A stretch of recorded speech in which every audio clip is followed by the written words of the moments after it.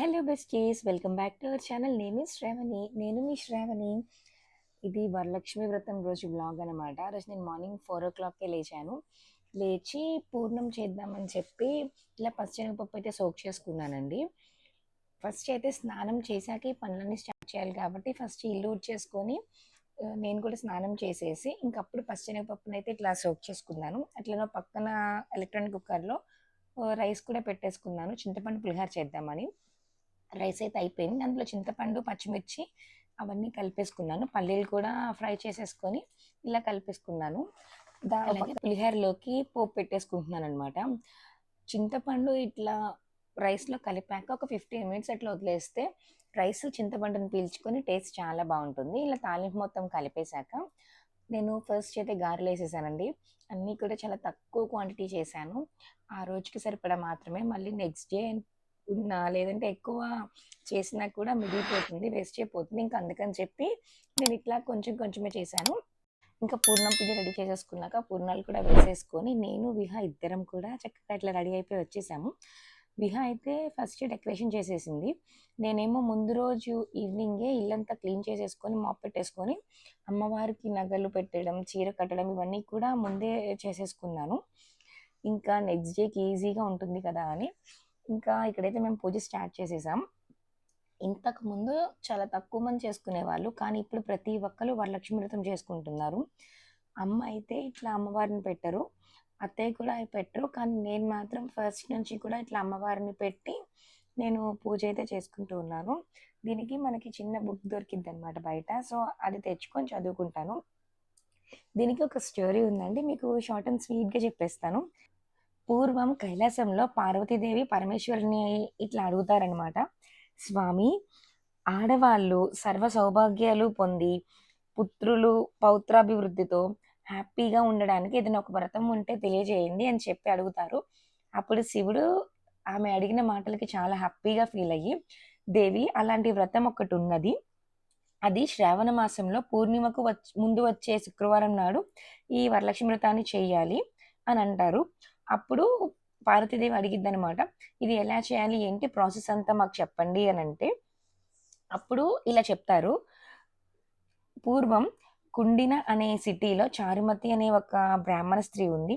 ఆవిడ మార్నింగ్ లేచిన దగ్గర నుంచి ఇంటి పనులన్నీ చక్కగా చేసుకొని భర్తని అత్తమామల్ని చాలా బాగా చూసుకునేది.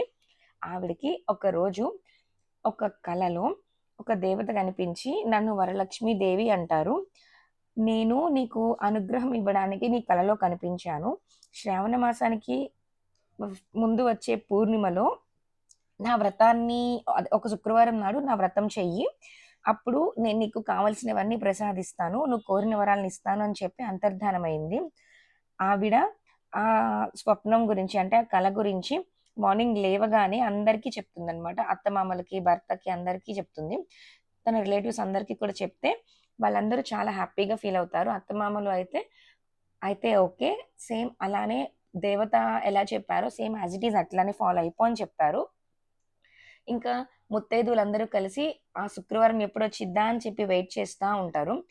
ఆఖరికి అనుకున్న శుక్రవారం రానే వచ్చింది. ఇంకా అమ్మవారిని పెట్టుకొని బియ్యం అంటే కింద ఒక పీట మీద కానీ టేపులో కానీ బియ్యం వేసి అమ్మవారిని పెట్టుకొని వాళ్ళు చక్కగా పూజలు అయితే చేస్తారండి. చాలా భక్తి శ్రద్ధలతో చేస్తారు. అందరూ కూడా పట్టు చీరలు కట్టుకొని వస్తారనమాట పూజ చేయడానికి. వాళ్ళందరూ వచ్చేసరికి చారుమతి దేవి ఆ అమ్మవారికి మండపం రెడీ చేయడం, వాళ్ళందరికీ ప్రసాదాలు రెడీ చేయడం, అమ్మవారికి పెట్టడానికి ప్రసాదాలు రెడీ చేయడం అన్ని ఇట్లా చేసేస్తారు. వాళ్ళు పూజ అంతా కంప్లీట్ చేసుకొని ప్రదక్షిణాలు చేస్తూ ఉంటే మొదటి ప్రదక్షిణానికేమో కాళ్ళకి పట్టీలు, రెండో ప్రదక్షిణానికేమో వాళ్ళ ఇళ్ళన్నీ కూడా బంగ్లాగా మారిపోవడం, మూడో ప్రదక్షిణకేమో వాళ్ళ ఇంటి నుంచి మంచి మంచి వెహికల్స్ వచ్చి ఈ చారుమతి దేవి ఇంటి ముందు ఆగడం ఇలా జరిగిద్ది. ఈ వ్రత ఫలం వల్లనే మనమందరం ఇంత హ్యాపీగా ఉన్నాం, ఎవ్రీ ఇయర్ ఇట్లానే చేసుకుందాం అని చెప్పి దాన్ని కంటిన్యూ చేసుకుంటా వస్తున్నారనమాట. అదే ఇప్పుడు మనం కూడా ఫాలో అయిపోతున్నాం. సో ఇంత మహిమగల వ్రతాన్ని చాలా భక్తి శ్రద్ధలతో చేసుకుంటే మనకి మంచి ఫలితం అనేది లభిస్తుంది. సో నేనైతే ఇలా పూజ హ్యాపీగా కంప్లీట్ చేసేసుకొని నేను ఇట్లా ఒక 5గురికి తాంబూలం అయితే ఇచ్చాను. అమ్మ రాలేదు. ఇంకా సో, నేను అత్తయ్యకి అలానే ఇంటి చుట్టుపక్కల ఆంటీ వాళ్ళు ఉంటారు కదా! వాళ్ళందరిని పిలిచి బొట్టు పెట్టి, తాంబూలం ఇచ్చి ఇలా అక్షింతలు వేయించుకున్నాను. యాక్చువల్‌గా బ్లౌజ్ పీస్ పెట్టాలి అనుకున్నాను. అన్నీ పక్కన పెట్టుకున్నాను గానీ, ఆ బ్లౌజ్ పీస్ ఇవ్వడం అయితే మర్చిపోయాను. అదొక్కటే నాకు వెలితనిపించింది. ఇంకా నేను చాలా హ్యాపీగా ఇట్లా అందరికి తాంబూలం ఇచ్చి చాలా చేసుకున్నాను. అలాగే నేను కూడా పక్కన ఆంటీ వాళ్ళ ఇంటికి వెళ్ళి తాంబూలం తీసుకున్నాను. నన్ను, అత్తయ్యని, విహాన్ని పిలిచారనమాట. ఇంక ముగ్గురికి తాంబూలం ఇచ్చి పంపించారు. నేనైతే నా వరలక్ష్మి వ్రతాన్ని ఇట్లా షార్ట్ అండ్ స్వీట్‌గా చేసుకున్నాను. మీరంతా ఎట్లా చేసుకున్నారో కామెంట్ సెక్షన్‌లో కామెంట్ చేయండి. That's all for today. Thanks for watching. Do like, share and subscribe to our channel. Name is Shravani. మరో మంచి వీడియోతో మీ అందరి ముందుకి వచ్చేస్తాను.